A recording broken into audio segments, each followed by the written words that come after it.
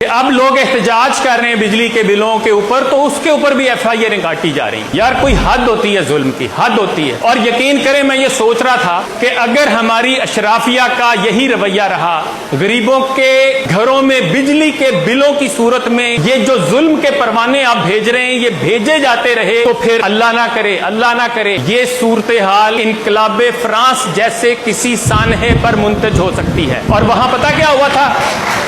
سن لیں ذرا، ول ڈیورنٹ مشہور مورخ اور فلسفی اپنی کتاب ہیروز آف ہسٹری میں لکھتا ہے کہ ملکہ جو فرانس کی تھی، میری اینٹوائنٹ جین، پیرس سے 23 میل دور خوبصورت محل میں وہ رہتی تھی، اور اس نے غریبوں کا مذاق اڑاتے ہوئے طنزیہ ایک جملہ یہ کہا تھا کہ اگر ان کو روٹی نہیں ملتی تو یہ کیک کیوں نہیں کھا لیتے۔ اور اس کے بعد جب ہجوم بفرا تو اس ملکہ اور اس کے شوہر لوئی کو پکڑا گیا، انہی کی گاڑی میں بٹھا کر گلوٹین تک لایا گیا۔ گلوٹین کس کو کہتے ہیں جانتے ہیں؟ وہ جو ایک چھرا آتا ہے اوپر سے چرخیوں پہ گھومتا ہوا اور نیچے آ کے گردن کو کاٹ کے رکھ دیتا ہے، اس کو گلوٹین کہتے ہیں۔ وہاں لایا گیا اور اس کے سامنے اس کے شوہر لوئی کو پہلے اس کا سر تن سے جدا کیا گیا۔ ملکہ کے ساتھ اس کے اس جملے کی وجہ سے اتنا غبار تھا لوگوں کے اندر کہ اس کو مجبور کیا گیا کہ وہ اپنے کپڑے اپنے پہرے داروں کے سامنے تبدیل کرے۔ وہ ماتمی لباس پہننا چاہتی تھی، اسے اس کی اجازت نہیں دی گئی۔ اس کے ہاتھ پیچھے باندھے گئے،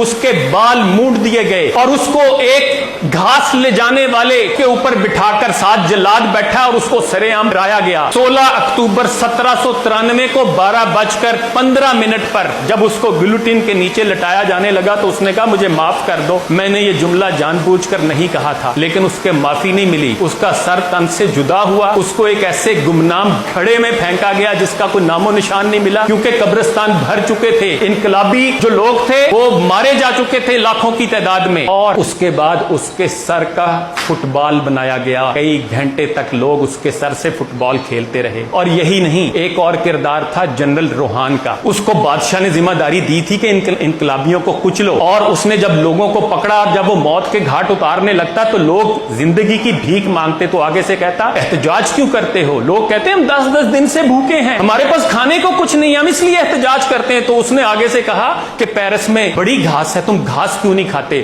اسی جرنیل کو گلوٹین کے پاس کھڑا کر کے گھاس کھانے پہ مجبور کیا گیا، اور پھر اس کے منہ میں گھاس ٹھونس دی گئی، اور اس کے بعد اس کو گلوٹین پہ لٹا کے اس کا سر بھی تن سے جدا کر دیا گیا۔ میں میسج دیتا ہوں پاکستان کی اشرافیہ کو کہ خدارہ بس کر دیں، خدارہ بس کر دیں، اس عوام کا اتنا امتحان نہ لیں۔